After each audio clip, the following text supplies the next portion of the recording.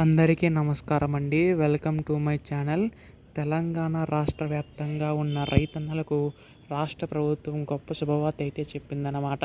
So, ప్రస్తుతం రాష్ట్ర ప్రభుత్వం రైతు భరోసా పథకం సంబంధించి నిధులు అనేవి అయితే విడుదల చేయడానికి సిద్ధమవుతుందండి. అయితే ఇప్పటికీ కొంతమందికి విడుదల చేసినా కానీ చాలామందికి జమ కావట్లేదని చెప్పేసి అడుగుతున్నారు. సో, ఇక్కడ మనకి రాష్ట్ర ప్రభుత్వం కూడా దీనిపై అప్డేట్ అయితే ఇచ్చిందండి. సో, ఈ యొక్క నిధులనే పడని వారికి ఎప్పుడు పడబోతున్నాయి, అలాగే మిగిలిన ఎకరాలకి ఎప్పుడు పడతాయి అన్న దానిపై ఈ వీడియోలో పూర్తి సమాచారం అంతా కూడా తెలుసుకుందాం. రైతన్నలందరూ కూడా వీడియోని అయితే పూర్తిగా చివరి వరకు అయితే చూడండి. అంతకంటే ముందు కొత్తగా ఎవరైనా మన ఛానల్ చూసినట్లయితే దయచేసి వెంటనే ఛానల్ అయితే సబ్స్క్రైబ్ చేసుకోండి. దీని ద్వారా నేను పెట్టే ప్రతి చిన్న లేటెస్ట్ అప్డేట్ కూడా మీరు ఎప్పటికప్పుడు మిస్ కాకుండా తెలుసుకోగలుగుతారు. ఇంకా ఆలస్యం చేయకుండా వీడియోలోకి అయితే వెళ్ళిపోదాం.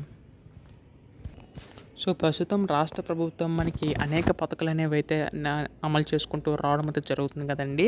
అయితే ఇప్పుడు రాష్ట్ర ప్రభుత్వం రైతు భరోసా నిధులు విడుదల చేసినా కానీ చాలామందికి జమ కావట్లేదని చెప్పేసి అడుగుతున్నారు.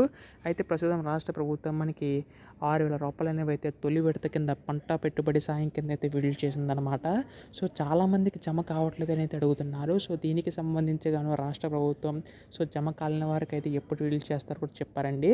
సో, ప్రస్తుతం మనకి ఇక్కడ స్టార్టింగ్లో చూసుకున్నట్లయితే మండలానికి ఒక గ్రామం చొప్పున అయితే విడుదల చేసుకుంటూ వచ్చింది కదా రాష్ట్ర ప్రభుత్వం అయితే ఇప్పుడు మనకి పడని వారికి మార్చి 31 తేదీలోపు కూడా అందరికీ కూడా పడతాయని చెప్పేసి అడుగుతున్నారు. సో, మనకి ఇక్కడ దశల వారీగా నిధులు అనేవి అయితే విడుదల చేసుకుంటూ వెళ్తుందన్నమాట.